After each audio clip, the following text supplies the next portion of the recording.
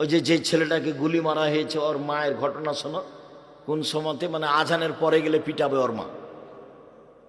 দেখো ওদের বিবরণে, এশার সলাতের পরে যদি বাড়িতে ঢোকে তাহলে ওর মা কি করবে? পিটাবে। ওইটা মার, তোমার মা নয় এটা।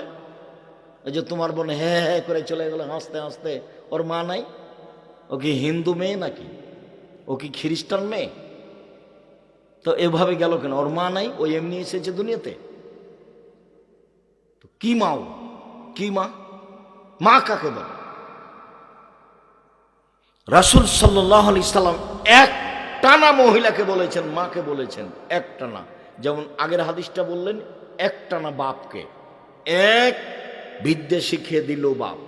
দুই, শিষ্টাচার শিখিয়ে দিল বাপ। তিন, মেয়ের সাথে ভালো আচরণ করলো। চার, বিবাহ দিয়ে দিল। তাহলে সেই মেয়ের পিতার আমি জান্নাতে একসাথে থাকবো। সবটুকুই বাপের জন্য। এবার দেখেন সবটুকু মায়ের জন্য। যেটা বলতে যাচ্ছি সেটা খুব ভালোভাবে জানা আছে।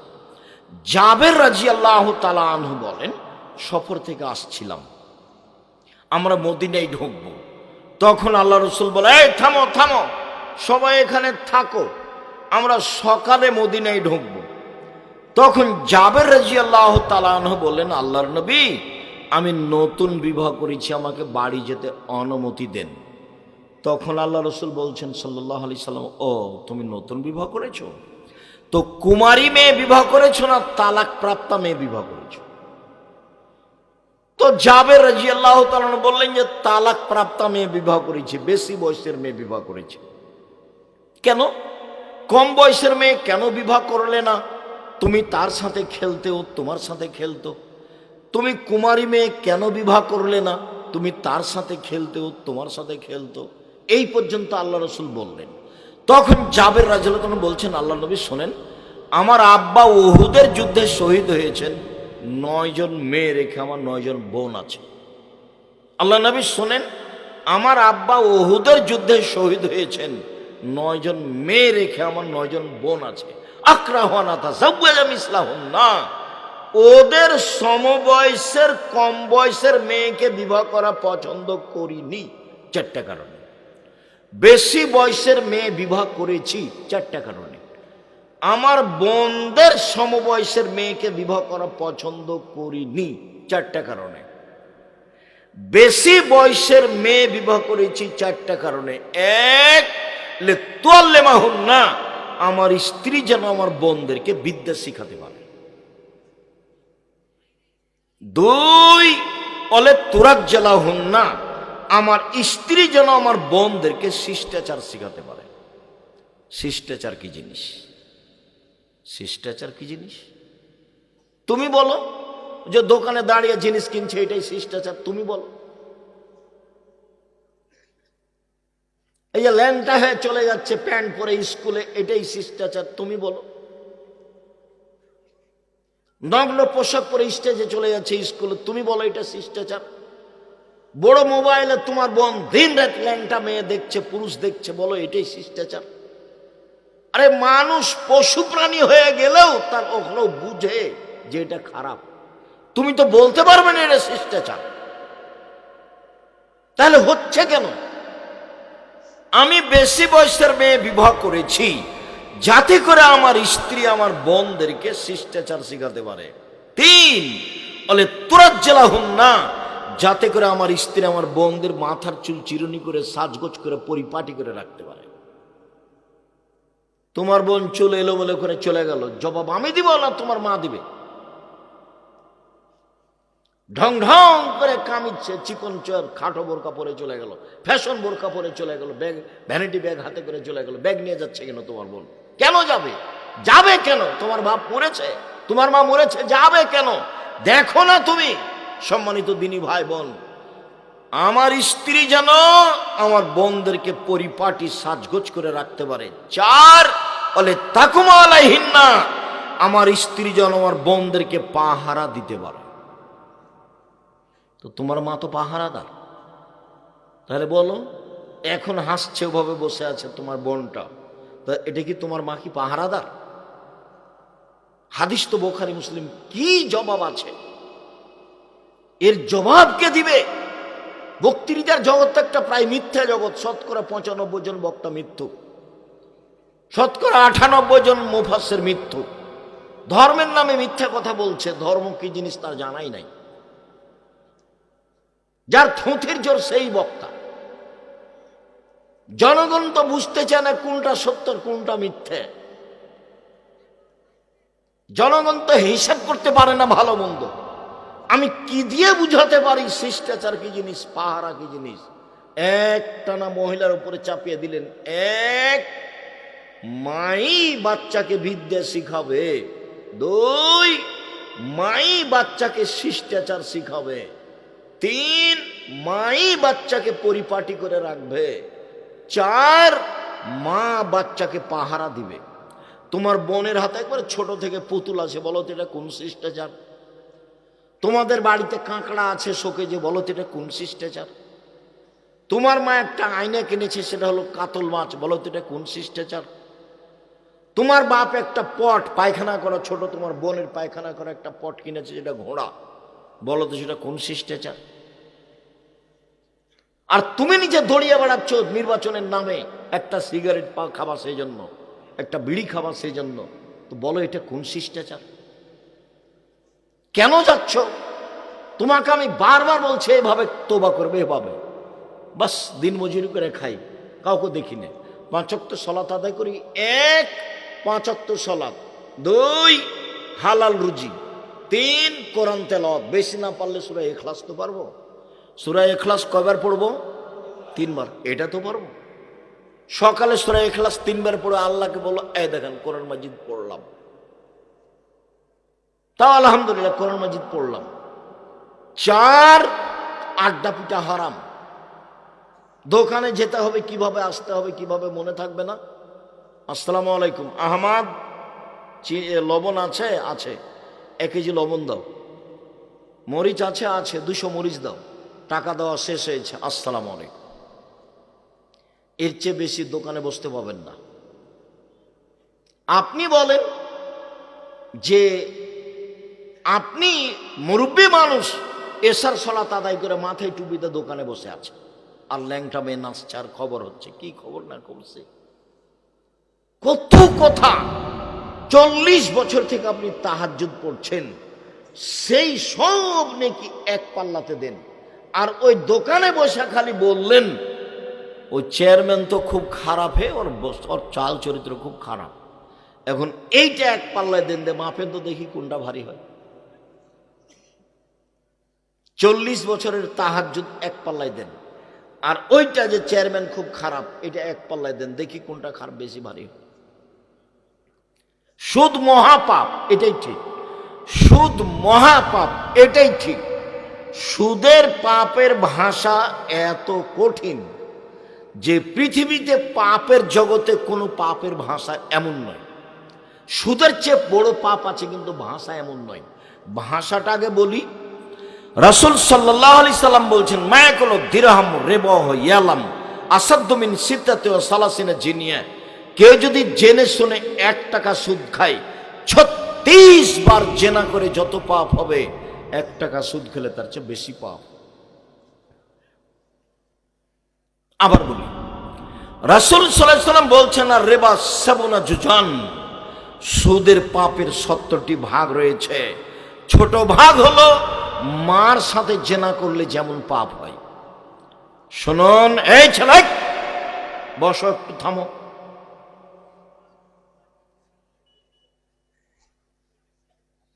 শিরক মহাপাপ, ভাষা এমন নয়। মাকে গালি দেওয়া মহাপাপ, ভাষা এমন নয়। মিথ্যে সাক্ষী মহাপাপ। গাইবান্ধা জেলে 20, 25, 30 বছর থেকে বহু মানুষ আছে, ও নিজেই জানে না আমি কেন জেলে।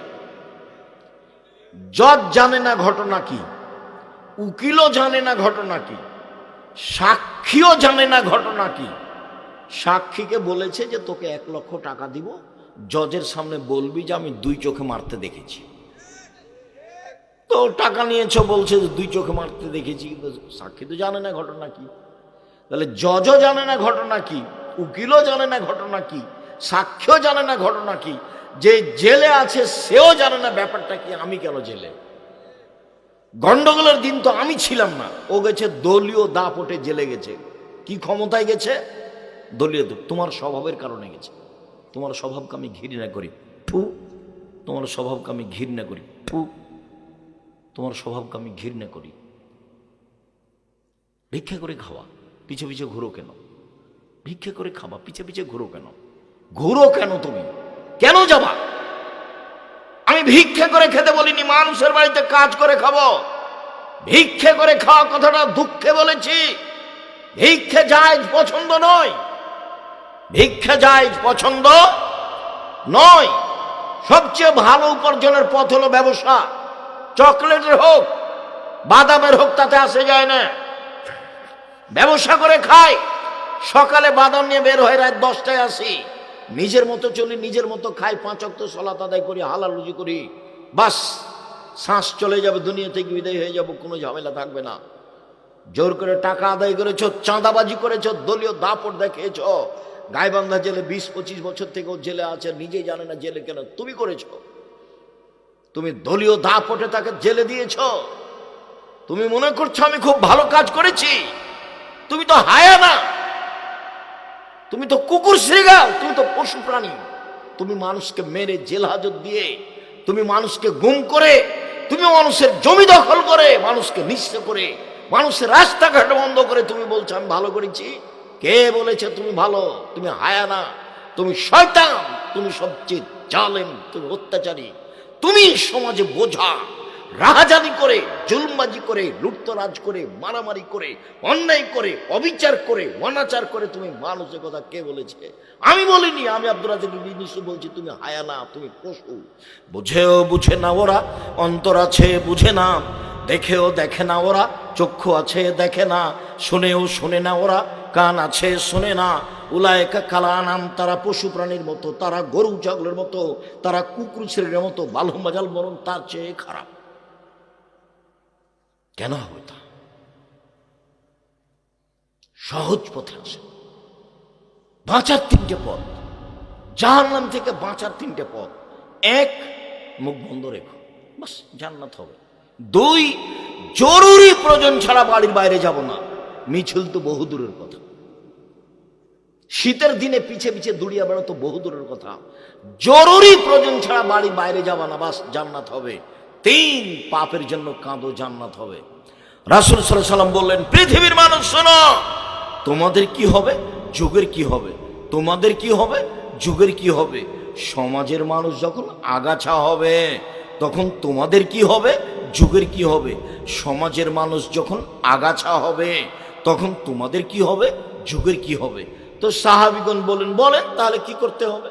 সবাই যদি সমাজে আগাছা হয়ে যায় তা আমি কি করব বলেন? তখন আল্লাহ রাসূল বলছেন, শোনো, 1, আলজাম লিসানাক, মুখখান বন্ধ রেখো। সেই সময়ে তুমি তো মিছিল করছো, তুমি মুখ বন্ধ রেখেছো। 1, মুখ বন্ধ রেখো। 2, বাড়িতে থাকিও, বাড়িতে। 3, যেটা ভালো সেটা নিবা, যেটা খারাপ সেটা ছেড়ে দিবা। এই পর্যন্ত বলতেই সাহাবীগণ বলে উঠলেন, ঠিক আছে আল্লাহর নবী, বুঝলাম, আমি বাড়িতে থাকবো, কিন্তু প্রতিপক্ষ যদি আমাকে এসে বাড়িতে মারবে তো। তোমাকে মনে করছে যে তুমি আওয়ামী লীগ, তখন মারবে না? তুমি তো কয়দিন মারেছ, তোমার তো চরিত্র খারাপ, তুমি ভালো জানো। জেনা করলেই শুধু খারাপ চরিত্র হয়? জুলুম খুব খারাপ জিনিস, এর বিচার পরে হবে। জাহান্নামে চলেই গেছে, তো ঢোকেনি কেন? মরেনি এই জন্য। যত জুলুমবাজ দেখছো, যত অত্যাচার দেখছো, যারা রাহাজানি করছে, যারা জুলুমবাজি করছে, যারা মানুষের কাছে চাঁদা আদায় করছে জোর করে, এই জাহান্নামে চলেই গেছে। ঢোকেনি কেন? মরেনি এই জন্য। মরলেই ঢুকবে, এটাই হিংসা। সম্মানিত দিনী ভাই বোন, অবাক হতে হয়। চট করে একটা কথা মনে পড়ছিল যে এখন ভূমিকম্প কেন, ঢাকায় ভূমিকম্প কেন, দেশে ভূমিকম্প কেন? 3টা কারণে ভূমিকম্প হয়, 3টা কারণে। 1, এই যে সারেবুল খমুরা, যখন মানুষ নেশাদার দ্রব্য পান করবে, তখন যখন মানুষ নেশাদার দ্রব্য পান করবে, প্রায় মানুষই সিগারেট খায়, প্রায় মানুষই বিড়ি খায়, প্রায় মানুষই মদ খায়, প্রায় মানুষই গাঁজা খায়, প্রায় মানুষই হিরোইন খায়। যখন মানুষ নেশাদার দ্রব্য পান করবে তখন ভূমিকম্প হবে। 2, জাহারাতিল কায়নাত, মেয়েরা যখন নাচবে, সব দোকানে মেয়ে নাচে, সব মোবাইলে মেয়ে নাচে, সব বাড়িতে মেয়ে নাচে, তো ভূমিকম্প তো হবেই, ভূমিকম্প তো হবেই। সব মোবাইলে মেয়ে নাচে, প্রায় সব মোবাইলে, সব দোকানে মেয়ে নাচে, সব বাড়িতে মেয়ে নাচে। আল্লাহ রাসূল বলছেন মেয়েরা নাচলে ভূমিকম্প হবেই। স্কুল তো চলে না মেয়ে নাচানো ছাড়া, হেডমাস্টারের হেডমাস্টারই চলে না ঢোল ঢাক ছাড়া, মেয়ে নাচানো ছাড়া। আর তোমার বাপ মায়ের চলে না জন্মদিবস ছাড়া। জন্মদিবস সেরেক, মৃত্যু দিবস সেরেক, 16 ডিসেম্বর সেরেক, 26শে মার্চ সেরেক, 21শে ফেব্রুয়ারি সেরেক, পৃথিবীর যে কোনো দিন পালন করা সেরেক। গলায় তাবিজ ঝুলানো সেরেক, মাদুলি ঝুলানো সেরেক, তুলসী গাছ তুলে ফেলা যাবে না এই কথা বলা সেরেক, গরুকে লাথি মারা যাবে না এই কথা বলা সেরেক, ধানের উপর দিয়ে জুতা পায়ে দিয়ে হাঁটা যাবে না এই কথা বলা সেরেক, কবরে সিজদা করা সেরেক, কবরে কিছু চাওয়া সেরেক, পীরের কাছে কিছু কথা বলা সেরেক। বাংলাদেশে শুধু শিরকের বন্যা চলছে, এগুলো সবই সেরেক। তো তুমি মানুষ কোথায় আছো? এখন তো মানুষ নির্বাচনের নাম দিয়ে যাচ্ছে, এই হিন্দুদের মেলাতে যাচ্ছে, হিন্দুদের মন্দির ঠিক করে দিচ্ছে, কত কি করছে। কি দেখাতে চাও? আর তুমি তার পিছু পিছে ঘুরো।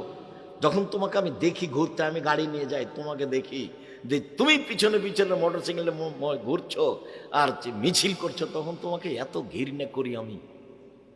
তোমার চেয়ে আমার কাছে খারাপ মানুষ আর কেউ থাকে না। তোমার চরিত্র আমার কাছে এত খারাপ। তোমাকে আমি 30 বছর থেকে বলে আসছি সহজ জীবন, বারবার বলছি সহজ জীবন, 5 ওয়াক্ত সালাত, হালাল রুজি, কি দিনমজুরি। সহজ জীবন, হালাল রুজি, কি বাদাম বিক্রি। বাদাম বিক্রি করতে হবে কথা আমি বলিনি, কোটি টাকার ব্যবসা করো, দেশের সবচেয়ে বড় ব্যবসায়ী হও। টাকা দিয়ে সরকারকে উঠাতে হবে না, নামাতে হবে না। টাকা ইনকাম করি অসহায় মানুষের পাশে দাঁড়ানোর জন্য। জান্নাত পেতে রাজি নই, জান্নাত কিনতে রাজি। 5 ওয়াক্ত সালাত আদায় করে জান্নাত পাওয়া যায় কিনা যায় না, হজ করে জান্নাত পাওয়া যায় কিনা যায় না। শুনুন, রমজান মাসে রোজা সিয়াম থেকে জান্নাত পাওয়া যায়, জান্নাত কিনা যায় না। অসহায় মানুষকে দান করলে জান্নাত কিনা যায়, দান দিয়ে জান্নাত কিনা যায়। আল্লাহ বলছেন তোমার টাকার বিনিময়ে আর তোমার জানের বিনিময়ে আমি জান্নাত বিক্রি করে দিলাম। যাও, তো টাকাই নাই তো তুমি জান্নাত কিনবা কিভাবে? আমি বড় ব্যবসা করি, এই জন্য জান্নাত কিনার জন্য আমি জান্নাত পেতে রাজি নই, আমি জান্নাত কিনতে রাজি। ব্যবসা করো। আমি তো নিচে নেমেছি চকলেটের ব্যবসায়ী। 3, যারা বাদ্যযন্ত্রে লিপ্ত থাকে, তখন যখন বাদ্যযন্ত্র সমাজে বেড়ে যাবে তখন ভূমিকম্প হবে। শুনুন, 3টি পাপের কারণে 3টি বিপদ আসে। 1, ভূমিকম্প হবে। 2, সন্ধ্যা থাকবে মানুষ, সকালে হবে শোর বানর। 2, সন্ধ্যায় থাকবে মানুষ, সকালে হবে শোর বানর। একবার হুবাহু শুক্র হয়ে যাবে, হুবাহু। 3, সমস্যা নেমে আসবে, যেখানে সেখানে মারামারি, মাদ্রাসায় মারামারি, মসজিদে মারামারি, রাস্তাঘাটে মারামারি, কেউ কাউকে মানবে না 3টা পাপের কারণে। সম্মানিত দিনী ভাই বোন, আমি আপনার খুব কাছে থেকে আপনাকে শক্তভাবে বলছি আপনি এই পথ থেকে ফিরে আসুন। শক্তভাবে আপনাকে বলছি আপনি এই পথ থেকে ফিরে আসুন। আপনি আমার দিনী ভাই, আপনি আমার দিনী বোন, আপনাকে আমি অনুরোধ করে বলছি আপনি আমার দিনী বোন। আমি আব্দুর রাজ্জাক বিন ইউসুফ এসেছি, আপনি জানলেন, এরপর আপনি চলে গেলেন কেন এভাবে? দেবরের সাথে আসলেন কেন? গল্প করতে করতে চলে গেলেন কেন? আপনার শরম হয় না কেন? মহিলা মানুষ আপনার হায়া হয় না কেন? আপনার ইতস্তবোধ হয় না কেন? আপনার লজ্জাবোধ হয় না কেন? লজ্জা আপনি বেঁচে খেলেন কেন? লজ্জা আপনি বেঁচে খেলেন কেন? মহিলা মানুষ আপনি কথা বলেন কি করে এইভাবে? তাহলে কি আপনার বাপ নেই? তাহলে কি আপনার ভাই নেই? সম্মানিত দিনী ভাই বোন, একটু শোনো। সম্মানিত দিনী ভাই, আপনি একটু শোনেন। এই ছেলে শোনো, দেখো 1 মিনিট, বাপ কাকে বলে দেখো তো, দেখো তো বাপ কাকে বলে। এদিকে দেখো। আয়েশা রাদিয়াল্লাহু তাআলা আনহা বলেন, আমরা এক সফর থেকে আসছিলাম, আমার গলায় হার ছিল আমার বড় বোন আসমার। চট করে হারটা হারিয়ে গেল, খুঁজে পায় না। জনগণ আটকা পড়ে গেল, সলাতের নামাজের টাইম হয়ে গেছে, পানি নেই, অজু করতে পারি না, সলাত আদায় করতে পারি না, যেতেও পারি না, হার খুঁজেও পায় না, বড় বিপদে পড়ে গেলাম। প্রায় 1400 মানুষ। ইতিমধ্যে জনগণ আমার আব্বার কাছে গেল, আমার আব্বার কাছে অভিযোগ করলো, আপনি জানেন কি হয়েছে? আপনার মেয়ে হার হারিয়েছে, খুঁজে পাচ্ছি না, যেতেও পারি না। তাই এই কথা শুনে আবু বকর সিদ্দিক আসলেন। আয়েশা রাদিয়াল্লাহু তাআলা আনহা বলেন, আবু বকর সিদ্দিক আমার পাশে এসে আমার কোমরের উপরে এত জোরে মারলেন, ফালাকা জানি লাখ জাতান সাদিদা, খুব জোরে মারলেন। ওই সময় আমার স্বামী আমার উরু রানের উপরে মাথা দিয়ে ঘুমিয়েছিলেন। 1 মিনিট, এই ছেলে, ভাইজান আপনি একটু খেয়াল করেন অবস্থাটা। আমাদের দেশের গতিতে, আমাদের গায়বান্ধার গতিতে, শ্বশুর যদি ঘরে গিয়ে দেখে যে জামাই মেয়ের উরু রানের ওপরে মাথা দিয়ে ঘুমিয়ে আছে, তো শ্বশুর আগিয়ে যাওয়া তো দূরের কথা, এভাবে ঘুরবে, পাল্টা এভাবে ঘুরবে। কথা বুঝাতে পারিনি মনে হয়, বাস্তবতা। মানে শ্বশুর আগিয়ে যাওয়া তো বহু দূরের কথা, দেখলে কি হবে, এইভাবে ফিরে আসবে। তো আয়েশা রাদিয়াল্লাহু তাআলা আনহা বলেন, আমার আব্বা আসলেন, তখন আমার স্বামী আমার উরু রানের উপরে মাথা দিয়ে ঘুমিয়েছিলেন। তিনি এত জোরে মারলেন যে মারের কারণে আমি দূরে সরে যেতাম, কিন্তু আমি নিজেকে শক্ত করে ধরে রেখেছি যাতে করে আমার স্বামীর ঘুম না ভাঙে। এবার বলি, সবচেয়ে বড় মানুষে মারলেন, বলেন তো কে মারলেন? আবু বকর সিদ্দিক রাদিয়াল্লাহু তাআলা মারলেন। আপনি মনে রাখবেন, আদম থেকে নিয়ে কিয়ামত পর্যন্ত নবী রাসূল ব্যতীত যত মানুষ এসেছে, আছে, আসবে, সবার চেয়ে দামি মানুষ হলেন আবু বকর সিদ্দিক রাদিয়াল্লাহু তাআলা। কে ব্যতীত? ও নবী রাসূল ব্যতীত পৃথিবীতে সবচেয়ে দামি মানুষ কে? আবু বকর সিদ্দিক রাদিয়াল্লাহু তাআলা। ইনি মারলেন। সবচেয়ে দামি মহিলাকে মারলেন, একবারে মা হাওয়া থেকে নিয়ে কিয়ামত পর্যন্ত যত মহিলা এসেছে, আছে, আসবে, সবার চেয়ে দামি মহিলাকে মারলেন। কাকে মারলেন? আয়েশা রাদিয়াল্লাহু তাআলা মারলেন। সবচেয়ে বড় মানুষের সামনে মারলেন, নবী রাসূল নির্বিশেষে, জনগণ নির্বিশেষে, সবার চেয়ে দামি মুহাম্মদ সাল্লাল্লাহু আলাইহি সাল্লাম, তার সামনে মারলেন। বিবাহদারী মেয়েকে মারলেন। বিবাহদারী ভাষা বুঝেন কি? বিবাহদারী মানে বিবাহিতা মেয়ে। বিবাহিতা মেয়েকে মারলেন মানে মেয়ের কি হয়ে গেছে? বিবাহ হয়ে গেছে। বিবাহিতা মেয়েকে মারলেন। পূর্ণ যুবতী মেয়েকে মারলেন। জামাইয়ের সামনে মারলেন। দিন দুপুরে মারলেন। প্রায় 1400 মানুষের সামনে মারলেন। হাত দিয়ে মারলেন। সবচেয়ে বড় মানুষে মারলেন। সবচেয়ে বড় মহিলাকে মারলেন। সবচেয়ে বড় মানুষের সামনে মারলেন। বিবাহিতা মেয়েকে মারলেন। পূর্ণ যুবতী মেয়েকে মারলেন। জামাইয়ের সামনে মারলেন। দিন দুপুরে মারলেন। 1400 মানুষের সামনে মারলেন। হাত দিয়ে মারলেন। বুখারী মুসলিম। পৃথিবীর সবচেয়ে বড় মানুষে মারলেন। পৃথিবীর সবচেয়ে বড় মহিলাকে মারলেন। পৃথিবীর সবচেয়ে বড় মানুষের সামনে মারলেন। বিবাহিতা মেয়েকে মারলেন, পূর্ণ যুবতী মেয়েকে মারলেন, জামাইয়ের সামনে মারলেন, দিন দুপুরে মারলেন, খোলা মাঠে মারলেন, প্রায় 1400 মানুষের সামনে মারলেন, হাত দিয়ে মারলেন। এত বড় বাপে এত বড় বেটিকে এত বড় মানুষের সামনে মেরে দিলেন, ভুল কোথায় হারখান হারিয়ে গেছে খেয়াল করেন, এই জন্য মেরে দিলেন। আর আপনার মেয়ে এই বক্তব্য শুনতে এসে হে করে দোকানে ঘুরে বেড়াচ্ছে, হেঁটে বেড়াচ্ছে, জিনিস কিনছে, আপনি তাকে একটা ধমকও দিতে পারেন না। আপনি আবার বাপ? ছি, আপনার মতো বাপ বেঁচে থাকার চেয়ে মরে যাওয়া ভালো। জামিয়া সালাফে আপনার মেয়ে লালন পালন করবে, সমস্যা নেই ইনশাল্লাহ। বাংলাদেশের সবচেয়ে বড় প্রতিষ্ঠান জামিয়া সালাফিয়া, যেটা রাজশাহীতে আছে সেটা প্রায় 50 বিঘা জমির ওপরে, যেটা রূপগঞ্জ ঢাকায় রয়েছে সেটা প্রায় 100 বিঘা জমির ওপরে, প্রায় 5000 ছেলে মেয়ে পড়াশোনা করে, প্রায় 300 জন শিক্ষক শিক্ষিকা রয়েছেন, যাতে প্রতি মাসে 40 লক্ষ টাকা বেতন লাগে। শিরক মুক্ত প্রতিষ্ঠান জামিয়া সালাফিয়া, বিদাত মুক্ত প্রতিষ্ঠান জামিয়া সালাফিয়া, দলমুক্ত প্রতিষ্ঠান জামিয়া সালাফিয়া, হিংসা মুক্ত প্রতিষ্ঠান জামিয়া সালাফিয়া, দেশের সর্ববৃহৎ প্রতিষ্ঠান জামিয়া সালাফিয়া। 519 জন এতিম আছে। যদি আপনি মারা যান, কালকে জামিয়া সালাফে আপনার ছেলে মেয়ে লালন পালন করবে, সমস্যা নাই।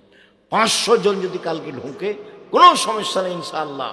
আপনার ছেলে মেয়েকে লালন পালনের জন্য জামিয়া সালাফের জিম্মেদার। আপনার মতো বাপ বেঁচে থাকার প্রয়োজন নেই। আপনাকে আমি কষ্ট দিতে আসিনি। সম্মানিত দিনী ভাই বোন, আপনার কারণে আপনার ছেলে মেয়ে জাহান্নামে চলে যাক, সেটা আমি চাইনি। আল্লাহ রাসূল বলছেন, কুল্লুকুম রাইন ও কুল্লুকুম মাসউলুন রায়াতিহি। প্রত্যেকেই নিজ নিজ দায়িত্বশীল, তার দায়িত্ব সম্পর্কে বিচার মাঠে জবাব দিতে হবে। অল ইমামুন নাস আলান নাস রাইন ও মাসউলুন রায়াতিহি। যে দেশের নেতা, তার নেতৃত্ব সম্পর্কে জবাব দিতে হবে। অরাজুর রাইন ফি আহলে বাইতিহি। যে বাড়ির মালিক, ছেলে মেয়ের পিতা, স্ত্রীর স্বামী, তাকে বিচার মাঠে জবাব দিতে হবে। অল মারাতো রায়ে। যে ছেলে মেয়ের মা, যে আপনার স্ত্রী, যে বাড়ির দায়িত্বশীল মহিলা, তার পুরো পরিবার সংসার সম্পর্কে জবাব দিতে হবে। ও আব্দুর রাজুলের আইন। যে কাজের মেয়ে, কিষান, কামলা, তাকে তার দায়িত্ব সম্পর্কে জবাব দিতে হবে বিচারের মাঠে। কেউ যদি জবাবে পরাজয় হয়, তাহলে ফলাফল ভালো হবে না। সম্মানিত দিনী ভাই বোন, আমি আলোচনা সদাচরণ করতে চেয়েছিলাম, কেন যেন আপনার অবস্থা দেখে আমি একটু পরিবেশ আঁচ করে আপনার সামনে কথাগুলি বললাম। জামিয়া সালাফিয়ার একটি শাখা প্রতিষ্ঠান সালাফিয়া রহমানিয়া মাদ্রাসা। ছেলেমেয়েরা যা কিছু পেশ করলো, তাতে আমরা খুশি হয়েছি বলে আমরা মনে করি। মর্মে এসব প্রতিষ্ঠান দেশে গড়ে উঠুক, এই প্রতিষ্ঠানের জন্য সার্বিক সুবিধাই থাকতে হবে, ছেলে মেয়ে পাঠাতে হবে। এসব প্রতিষ্ঠান 10-এর সহযোগিতায় চলে, ব্যক্তিগত সহযোগিতায় চলে না, সরকারিভাবে। জামিয়া সালাফে ভর্তির তারিখ 1 জানুয়ারি। আমার সকল দিনী ভাই বোনকে 5 ওয়াক্ত সালাত আদায় করার অনুরোধ জানিয়ে, হালাল রুজি উপার্জনের অনুরোধ জানিয়ে, সেটা তো আগে বলেন, এখন তো সেই তো যাওয়ার সময়তে ছেলেরা আছে দাঁড়িয়ে, অবশ্যই 10 টাকা হলেও সহযোগিতা করে যাবেন।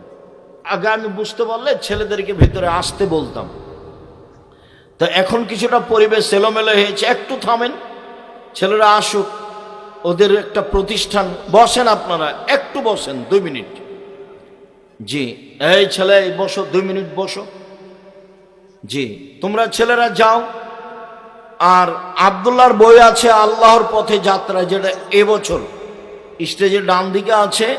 আর আমি যেসব বক্তব্য বলি সব আপনার উপদেশ বইয়ে আছে। ছেলেরা আপনাদের সামনে আসছে, একটু 2 মিনিট থামেন। 10 টাকা হোক, 50 টাকা হোক, 500 টাকা হোক, ছেলেদের হাতে দিয়ে আপনারা যাবেন। আর যাওয়ার সময় সবাই বই পুস্তক নিয়ে যাবেন। আব্দুল্লাহর বই লেখা আল্লাহর পথে যাত্রা, এটা একটা বর্তমান যুগে ব্যতিক্রম বই। আর 1000 ফতোয়ার বই আছে, যেটা আমাদের সম্পাদনায় আছে। একটা বইয়ে 1000, প্রায় 1000 ফতোয়া আছে। আর সব বক্তব্য আপনি উপদেশ বইয়ে পাবেন। সব বক্তব্য উপদেশ বই থেকে সংগ্রহ করার জন্য অনুরোধ জানিয়ে আজকের মতো সকল দিনী ভাই বোনের সার্বিক কল্যাণ কামনা করে আলোচনার শেষে চলে আসলাম। সবাই যার যতটুকু সম্ভব সহযোগিতার হাত প্রশস্ত করবেন। আমি আপনাদের জন্য আন্তরিকভাবে দোয়া করি। হুজুর, আসসালামু আলাইকুম।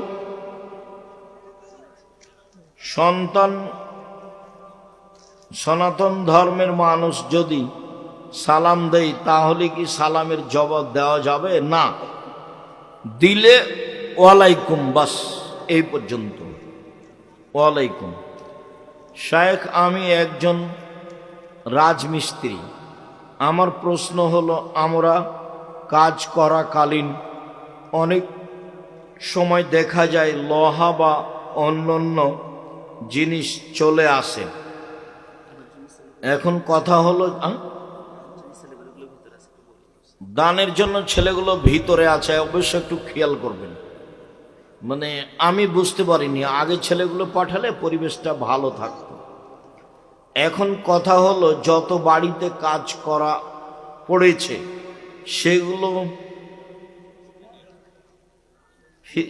সেগুলো বাড়িতে যাওয়া আর সম্ভব নয়। এই জন্যই আত্মসাৎ করা হারাম। অতএব ওদের নামে দান করো, আল্লাহ হেফাজত করুক। আর যারা এখানে সামনে আছেন তারা টেবিলে সহযোগিতা করে যাবেন। বিয়ের পর পরকীয়া করলে ইসলামিক শাস্তি কি? তাকে ইট ঢেল পাথর দিয়ে হত্যা করতে হবে। বিবাহের পরে জেনায় লিপ্ত হলে বেঁচে থাকার কোনো সুযোগ নেই। বিবাহের পরে জেনায় লিপ্ত হলে বেঁচে থাকার কোনো সুযোগ নেই। প্রিয় শায়েখ, আমাদের এলাকায় কবরের উপরে নতুন মসজিদ নির্মাণ করা হয়েছে। মসজিদ ভেঙে দিতে হবে। ওই মসজিদে সলাত হবে না। কবর যদি মসজিদের পাশে থাকে, ভিতরে থাকে, পশ্চিমে থাকে, পূর্বে থাকে, উত্তর দক্ষিণে থাকে, সেই মসজিদে সলাত হবে না। আমি জন্ম থেকে হানাফি মাঝহাবে ছিলাম, কিন্তু আপনার ওয়াজ শুনে আমি আহলে হাদিস অনুসরণ করি। কিন্তু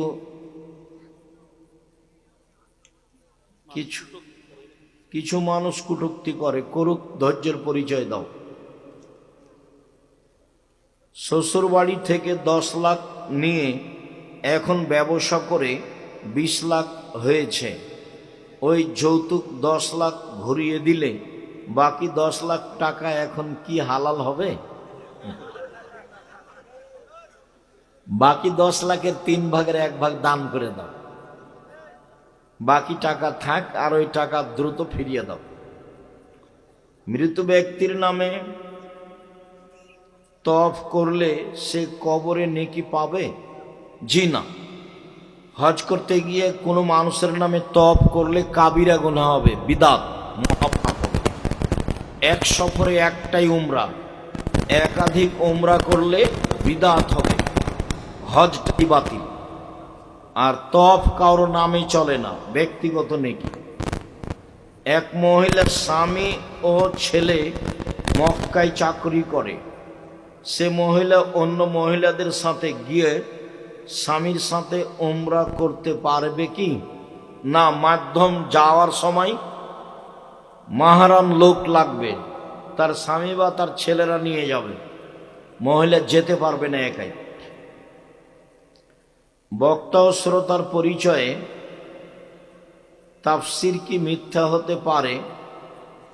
মমর্ষ হতে কবর পর্যন্ত। খুঁজো, বইগুলো সংগ্রহ করো।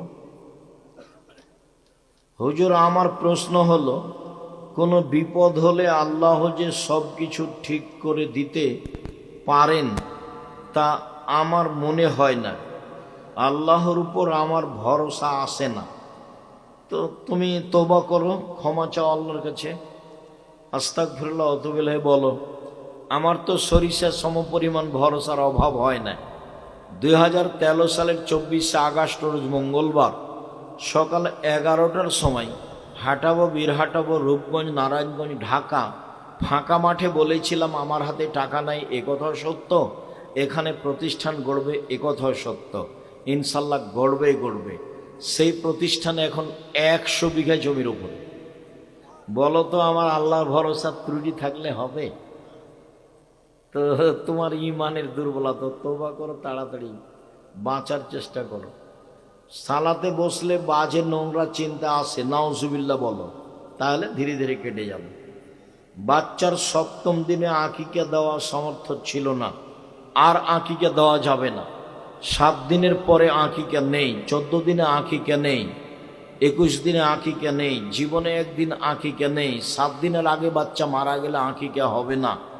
আকিকা বাপের জিম্মেদারি, কুরবানি নেকির কাজ, আকিকা নেকির কাজ নয়। আকিকা বাপের জিম্মেদারি, আকিকা বাপের দায়িত্ব। আকিকার গোশত মানুষকে দিতে হবে এমন বিধান নেই, কুরবানির গোশত দিতে হবে। আকিকার গোশত ব্যক্তিগত ব্যাপার, কানা ন্যাংড়া ছাগল যেটা হোক হলেই হলো। উট দিয়ে আকিকা চলে না, গরু দিয়ে আকিকা চলে না। সামর্থ্য থাকা সত্ত্বেও স্ত্রীর দেনমোহর পরিশোধ করতে স্বামী অনীহা করে। দেনমোহর হলো ঋণ, বিচারের মাঠে নেকি দিয়ে বুঝিয়ে দিতে হবে। অতএব এখনই মোহর দিয়ে পরিশোধ করতে হবে, এখনই।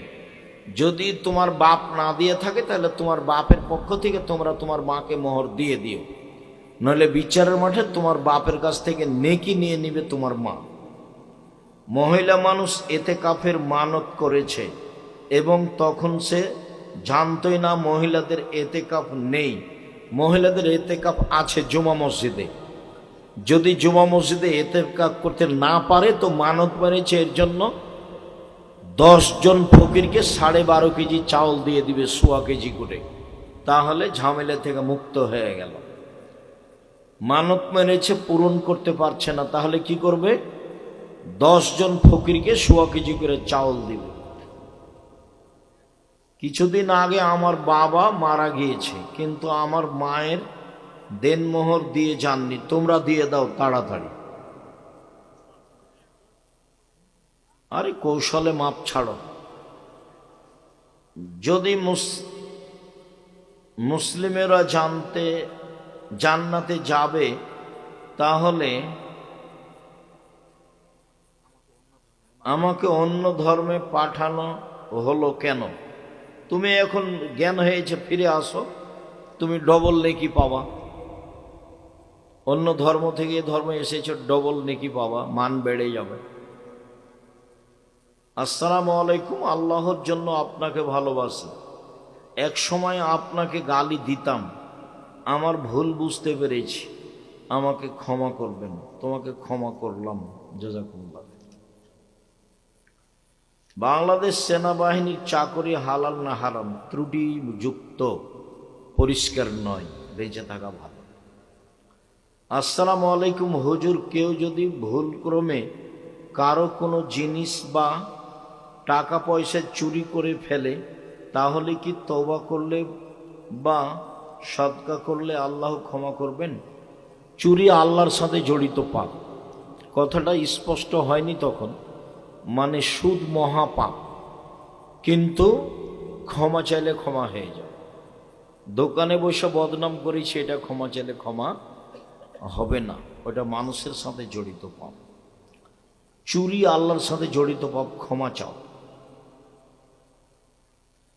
গোসলখানা ও টয়লেটে অ্যাটাচড ঘেরা থাকলে অজু করা যাবে? যাবে, দোয়া পড়ে অজু করো। আল্লাহুম্মা নাউযু বিকা মিনাল খুবুসিল খাবাইস বলে বসা হয়েছে, গোফরানাকা বলে উঠা হয়েছে। এই সময়ে জিকির আজকার করা যাবে না, তার আগে জিকির আজকার করা যাবে। টয়লেট তো এখন ঝকঝকে হয়ে আছে। কোনো ছেলে যদি নিজের ইচ্ছায় লিঙ্গ পরিবর্তন করে পুরুষ থেকে নারীতে রূপান্তর হয় এবং সে হিজড়া সেজে চাঁদা আদায় করে, তার উপরে অভিশাপ। মুখান্নাস হিজড়ার উপরে অভিশাপ, একাধিকবার আল্লাহ নবী বলেছে।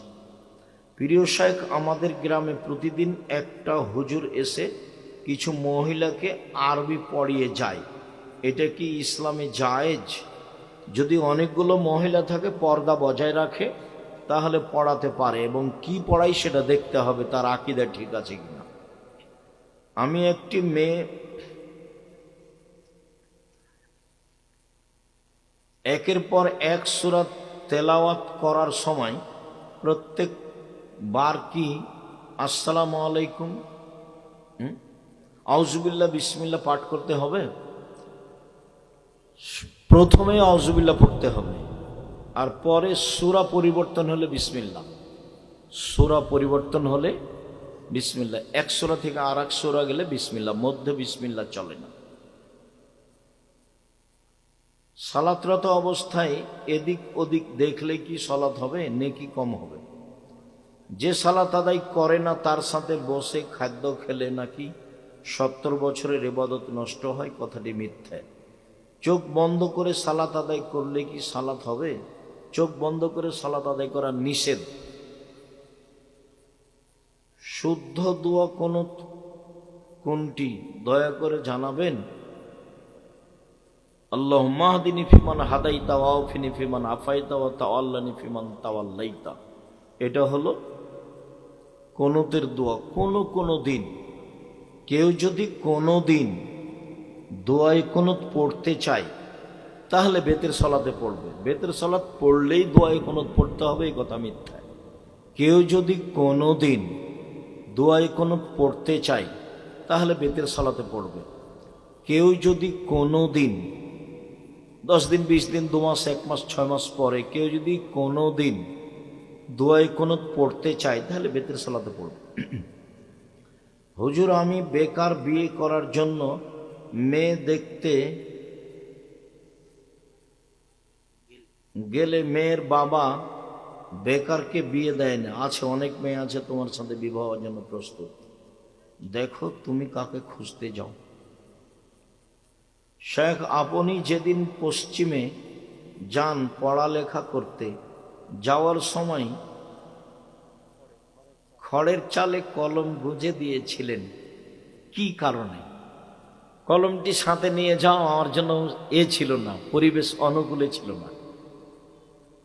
কলমটা সাথে নিয়ে যাওয়া আমার জন্য পরিবেশ অনুকূলে ছিল না, সেই জন্য রেখেছিলাম। আর পায়ের স্যান্ডেলগুলি বাংলাদেশের ছিল, সেই জন্য স্যান্ডেলগুলি খুলে দিয়েছিলাম।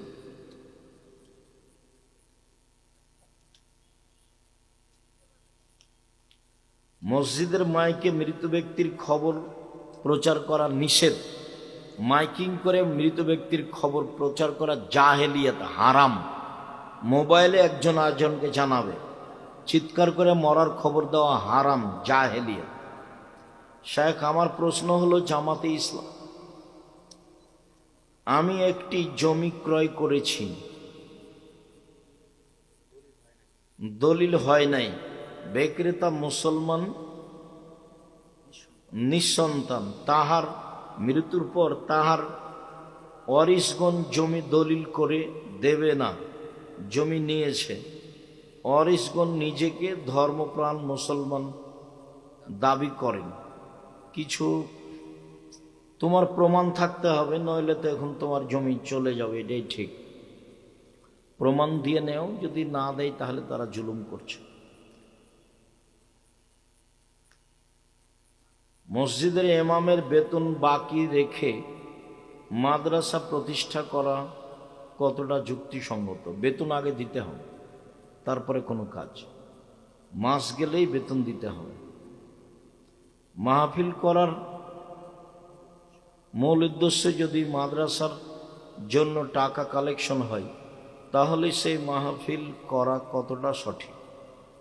দুটাই যদি লক্ষ্য উদ্দেশ্য ভালো হয় তো নাজায়েজ কিছু নয়। আর টাকাটা যদি মেরে খাওয়ার জন্য করে তাহলে তো হারাম। টাকা ঠিকভাবে ব্যয় করা খুব কঠিন।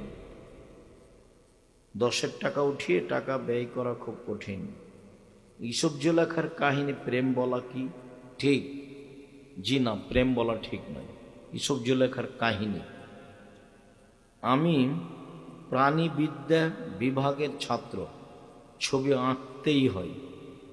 প্রথমত এই সাবজেক্ট পরিবর্তন করো, সেটাই ভালো হয়। যদি না হয় নিতান্তই, তাহলে বিবেচনা করা যায় বলে মানুষ মনে করে। মহিলা মানুষ পশু, গরু, ছাগল, মুরগি সব জবাই করতে পারবে। মহিলা মনে হাইজ অবস্থায় জবাই করতে পারবে। হাদিস বুখারী মুসলিম। মহিলা মানুষ গরু, ছাগল, মুরগি জবাই করতে পারবে, হাইজ অবস্থায় জবাই করতে পারবে।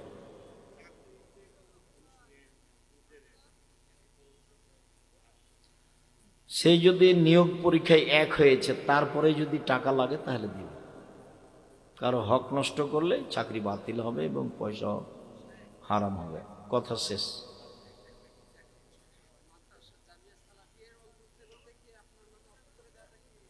আমার নামে অক্ষ করা লাগে না, শুধু এই দলিল দিলে ফটোকপি সেখানে পেশ করা লাগে।